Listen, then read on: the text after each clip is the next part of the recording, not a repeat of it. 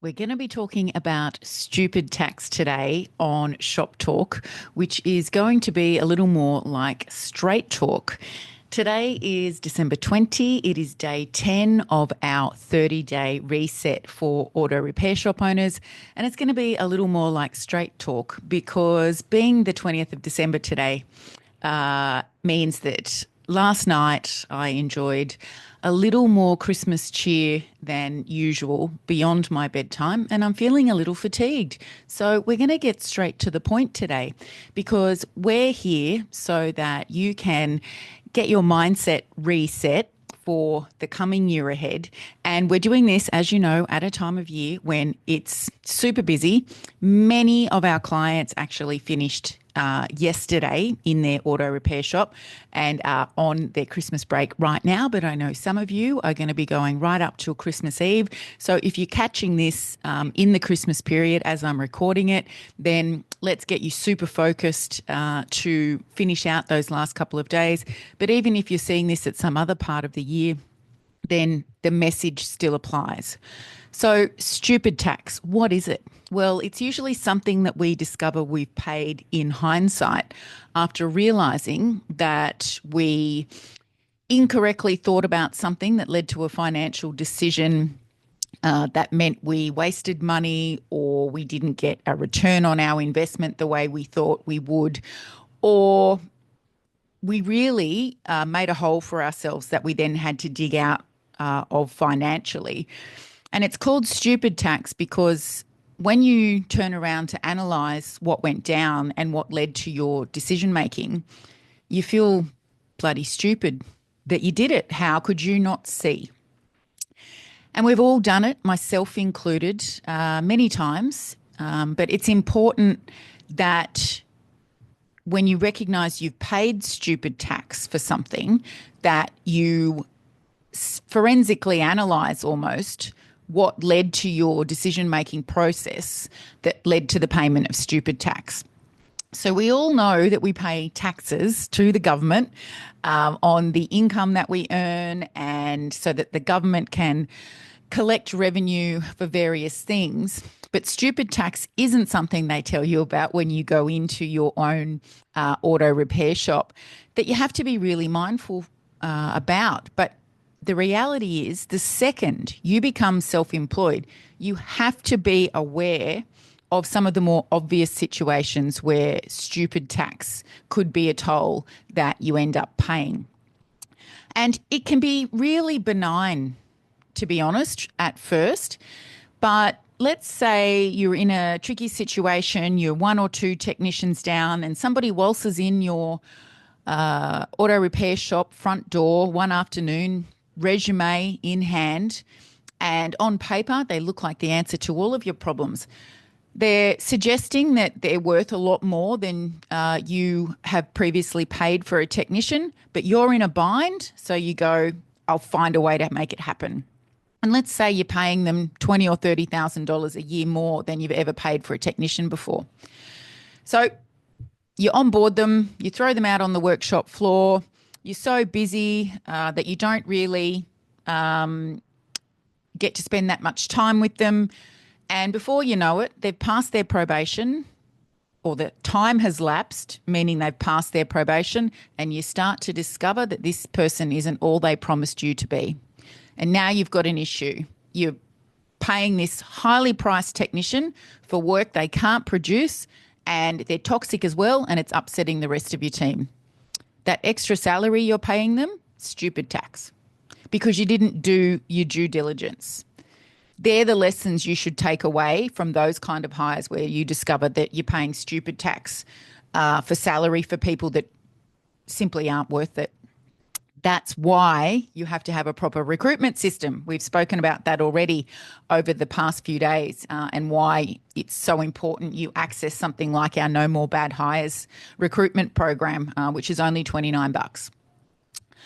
Other kinds of stupid tax, scams. We got taken by a scam, I think, in the first 12 months of owning our physical workshop. And at the time, the cost of being involved in that scam And you would know the one, especially if you're in Australia, the one where you get the email from somebody who can't speak on the phone, but they need to organise for their vehicle to come in, and can they pay you, by bank transfer, blah, blah, blah. Whatever it was, you know, we got taken for it, hook, line and sinker. We were very new in business at the time, and it was around $2,500. But having to give that $2,500 back to the bank so that they could give it back to the owners of the credit card where the money was fraudulently obtained, that really, really hurt financially at the time. And oh my goodness, the shame that comes along with being caught up in something like that. But also, I made sure that the lessons were learned around that. So, yep, that was stupid tax. It hurt, but you learn your lesson and you move forward. The other places we can pay stupid tax. Not paying attention to our cash flow position, which means we might go overdue with supplier accounts. There's a mutual in the automotive aftermarket that many in Australia and New Zealand belong to. And if you are even a sniff of a minute late, you get a massive interest payment immediately applied to your account. That's stupid tax. If you were in cash flow trouble and you knew you weren't going to be able to make the payment, all you needed to do was tell them in advance and they would have helped you with that. Stupid tax. Most clients I speak to, or even non-client auto repair businesses, only ever pay that stupid tax once. It is so significant an interest payment that we're never doing that again. When you fall behind with an equipment repayment or repayments on your credit card, if you've got them, or any kind of business credit facility, even being in overdraft and operating out of an overdraft, you are paying stupid tax every single month. One of the most significant and important life-changing strategies we help our clients put in place is immediately working on getting them out of trading out of overdraft. So if you're trading in overdraft, just remember this phrase: you are paying stupid tax every month to do so.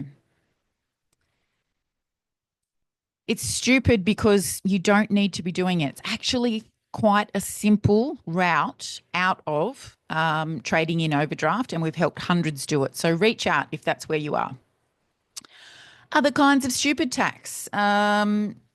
We've spoken about hiring the overpriced technicians, but even just hiring the ones who you should never have given a job to in the first place, but you did it because you were desperate and overworked and you needed someone on the floor and you thought that someone was better than no one.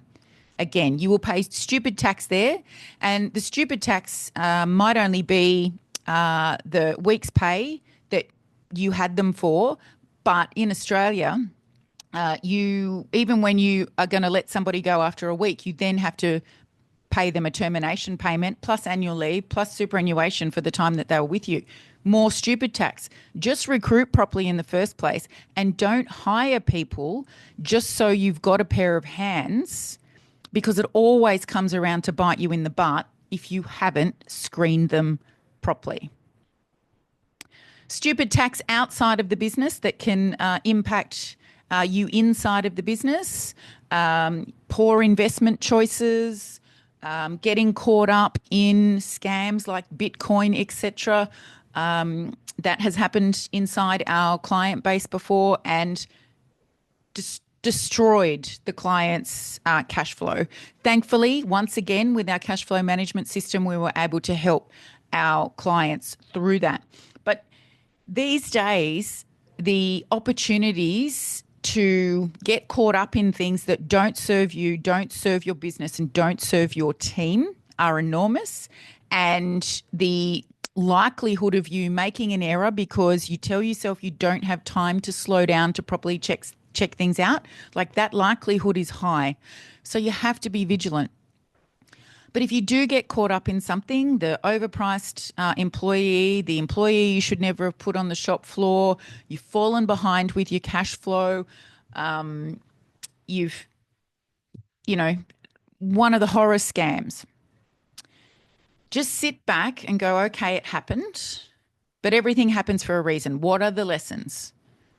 Take the lessons, recognize what the triggers are, going too fast, didn't properly check into it, didn't ask for feedback, didn't get reference checks, etc. Take what you need to move forward and then recognize it for what it is, a learning opportunity, and apply the learnings to everything you do in the future so that you don't end up paying stupid tax in your auto repair business again. Please subscribe to the channel if you're new here and like this video so we can send it far and wide, and we'll be back with you tomorrow on day 11.